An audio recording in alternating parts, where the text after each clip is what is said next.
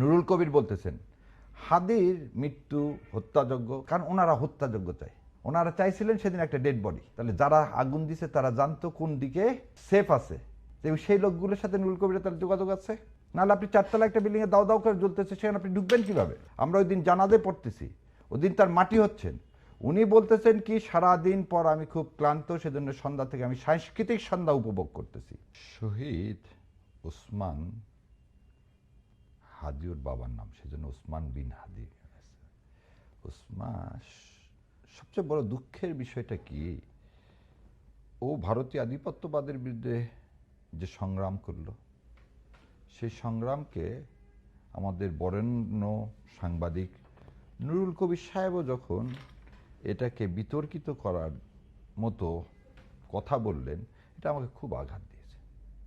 কারণ একটা জিনিস আপনারা দেখেন, যে নির্বাচনকে ধ্বংস করার জন্য, নির্বাচনকে বানচাল করার জন্য, নির্বাচন না করলে কে লাভবান হবে এটা আমরা সবাই জানি, ইন্ডিয়া এবং আওয়ামী লীগ, এর বাইরে তো আর কেউ নেই। সেইখানে নতুন বয়ান কেন তৈরি করা হচ্ছে, এবং সেই বয়ানে বলা হচ্ছে জামাতে ইসলাম, মানে জামাতে ইসলামকে কোনো না কোনোভাবেই ট্যাগিং করতে হবে, যেখানে মানে খুব অবাক হলাম। দেখ, আমি জানি না আপনারা ওই ইন্টারভিউটা দেখছেন কিনা নুরুল কবির সাহেবের। নুরুল কবির সাহেবের ইন্টারভিউটা প্রচার হয়েছে চ্যানেল 24-এ, একদম এক্সক্লুসিভ, উনি ছাড়া আর কেউ ছিল না। এই চ্যানেল 24-এর মালিক কে? এ কে আজাদ, হামিম গ্রুপ। এ কে আজাদ সাহেব 23 সালে 15ই জুলাই সুমন চট্টোপাধ্যায়ের গানের ভাষায় কি বললেন? প্রথমত শেখ হাসিনাকে চাই, দ্বিতীয়ত শেখ হাসিনাকে চাই, শেষ পর্যন্ত শেখ হাসিনাকে ভীষণভাবে। এবং তারপর তো উনি এই দেশে আছেন, ওনার ব্যবসা প্রতিষ্ঠান আছেন, কোনো কিছুই হচ্ছে না। মানুষ যদি ওনারা এই কথা, যদি এটাকে লেবেলাইজ করতে চায়, তারও তো মিডিয়া গ্রুপ চ্যানেল 24, যেখানে নুরুল কবির সাহেব বক্তব্য দিচ্ছেন, সেটা তো আমিও গেছি, আমরা যে যাইনি তা তো না। সো ওনারা যেটা কি ন্যারেটিভটা কি তৈরি করতে চাইলেন, শহীদ ওসমান হাদির খুনিকে আজ পর্যন্ত আমরা গ্রেপ্তার করতে পারিনি। শহীদ ওসমান হাদির যে আদর্শ, সে আদর্শকে আমরা লালন করে সে ন্যারেটিভটা কি বলতেছেন, আর নাম কি আল্লাহ, নুরুল কবির বলতেছেন হাদির মৃত্যু হত্যাযোগ্য, কিন্তু একবার উনি হাদিকে শহীদ বললেন না, হাদিকে একবার উনি শহীদ বললেন না। ওনার এই 38 মিনিট যে ইন্টারভিউ, তাতে একবার শহীদ বললেন। তারপর আবার তিনি বলতেছেন কি, হাদির যে রাজনৈতিক দর্শন ছিল, সেই দর্শন ছিল ধর্মভিত্তিক রাষ্ট্রব্যবস্থা, যেটা উনি সমর্থন করেন। উনি সেটা নাই করতে পারেন, উনি নাই করতে পারেন, কিন্তু হাদি এদেশের একজন নাগরিক, জুলাই যোদ্ধা হিসাবে, যে নুরুল কবিররা গত 15-16 বছরে ওনাকে আমি শ্রদ্ধা করতাম, কারণ উনি আওয়ামী লীগের বিরোধিতা করতো, কিন্তু ওনার বিরোধিতার একটা ন্যারেটিভস আছে, সেটা হচ্ছে ওনার বিরোধী সব ঠিক, কিন্তু যেই সেকুলারিজমের বিরুদ্ধে বলবেন সে উনি তোর মুখে কুলু পাটে দেয়। আজকে আপনি আমাকে একটা জিনিস বলেন তো, কোথাও আগুন লাগলে আপনার প্রথম কাজটা কি? ভিতরে যারা আছে তাদেরকে বের করা, আর বাইরে থেকে কেউ যেন ভিতরে ঢুকতে না পারে, এই তো। কারণ এটা ভিতরে ঢোকা তো ডেঞ্জারাস। উনি ওনার স্টেটমেন্টে বলতেছেন যে ফায়ার ব্রিগেড আসতে দিচ্ছে না, আবার উনি ওর মধ্যে ওই দিন আবার কি করতেছেন, উনি হচ্ছে বিল্ডিং এর মধ্যে ঢুকে গেলেন। তাহলে ওনাকেই পরিষ্কার করতে হবে উনি কি বলতে চাচ্ছেন। ফায়ার ব্রিগেড যেখানে আসতে পারতেছে না, তার কথা অনুযায়ী যে ছেলে পেলে 4 তলা পর্যন্ত দাও দাও করে জ্বলতে, 4 তলা পর্যন্ত দাও দাও করে যদি জ্বলে, তাহলে সেই বিল্ডিংয়ে উনি ঢুকলেন কিভাবে? তাহলে যারা আগুন দিছে তারা জানতো কোন দিকে সেফ আছে, এবং সেই লোকগুলোর সাথে নুরুল কবিরের তার যোগাযোগ আছে। নাহলে আপনি 4 তলা একটা বিল্ডিংয়ে দাও দাও করে জ্বলতেছে, সেখানে আপনি ঢুকবেন কিভাবে?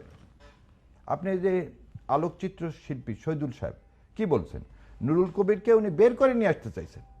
নুরুল কবির সাহেব বের হবেন না, ওনার কথা কি, যে রাস্তা দিয়ে আমি আসছি সে রাস্তা দিয়েই বের হব, কারণ ওনারা হত্যাযোগ্য চাই।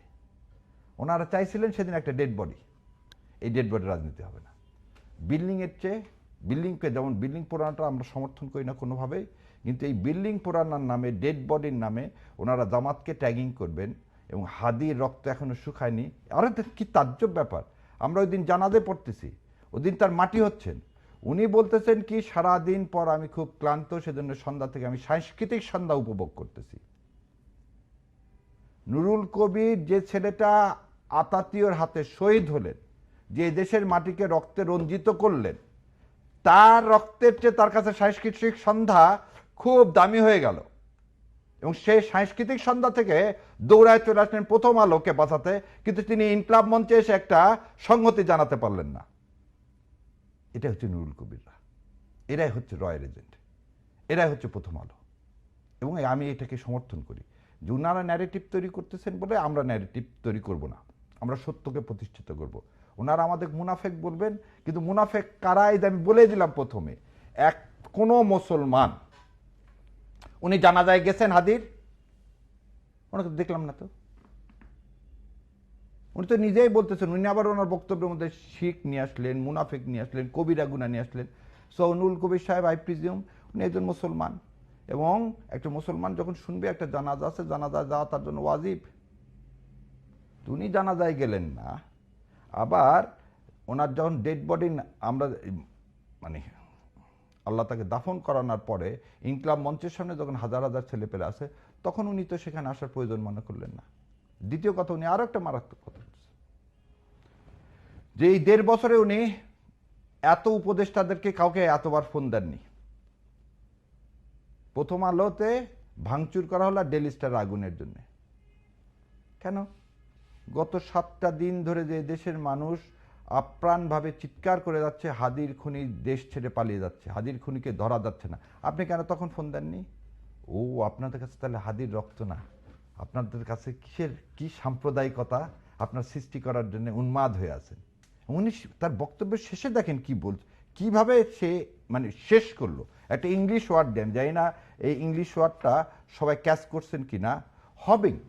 হবিং মানে কি জানেন? প্রতিরোধ যুদ্ধ। উনি কাকে প্রতিরোধ করতে চায়? হবিং মানে হচ্ছে প্রতিরোধ যুদ্ধ। উনি কাকে? জুলাইকে প্রতিরোধ করতে চায়।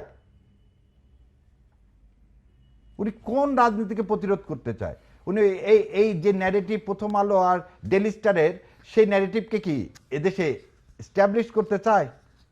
ইনশাল্লাহ আমরা তা করবো না। আর উনি যতই জামাত ট্যাগিং করুক, উনি আমাদেরকে মুনাফিক বলে, আমরা ওনাকে এগুলো কিচ্ছু বলবো না। আমরা খালি দোয়া করবো আল্লাহ ওনাকে হেদায়েত দেয়। কিন্তু এই কথা বললেন না। আপনি একজন মুসলমান, আপনার সন্তানের মতো হাদি, তার জানাজা আপনার যাওয়ার সময় হলো না। আপনি সাংস্কৃতিক সন্ধ্যা উপভোগ করলেন, তার মাটি দেওয়ার জন্য পেলেন না।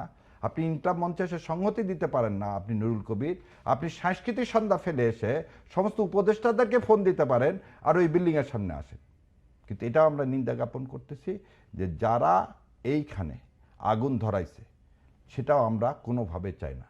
কিন্তু এটাও আবার ঠিক, আপনি এই এতগুলো কেউ ফোন দিচ্ছেন কি কারণে? যারা আগুন দিছে, প্রকৃত যারা আগুন দিছে তাদেরকে কি বাঁচানোর জন্যে? জামাতে ইসলাম প্রোটেস্ট করছে, সেটা তো আপনি সন্তুষ্ট না। আপনি সেটাতেও দেখেন যে দুই মুখ চরিতা।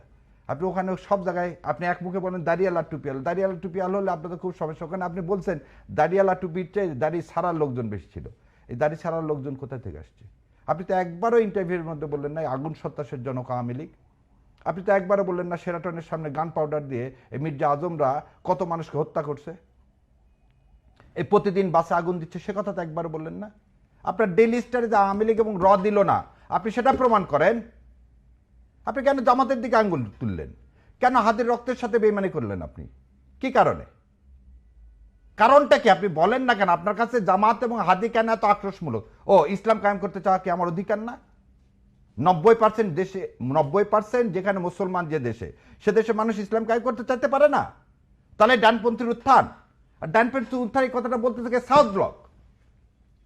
এই সাউথ ব্লকের বিরুদ্ধে তো আমাদের যুদ্ধ, আমাদের সংগ্রাম ভারতীয় আধিপত্যবাদের বিরুদ্ধে। এই ভারতীয় আধিপত্যবাদ কোন করতেছে কে? প্রথম আলো, ডেইলি স্টার। তারা আমাদের সংগ্রামটা তো তাদের এগেনস্টে, ওই বিল্ডিং এর এগেনস্টে না। আর এটাকে পেট্রোনাইজ করতেছে কে? চ্যানেল 24। কারণ আজাদের রক্তের মধ্যে তো তা এর মির্জাফর।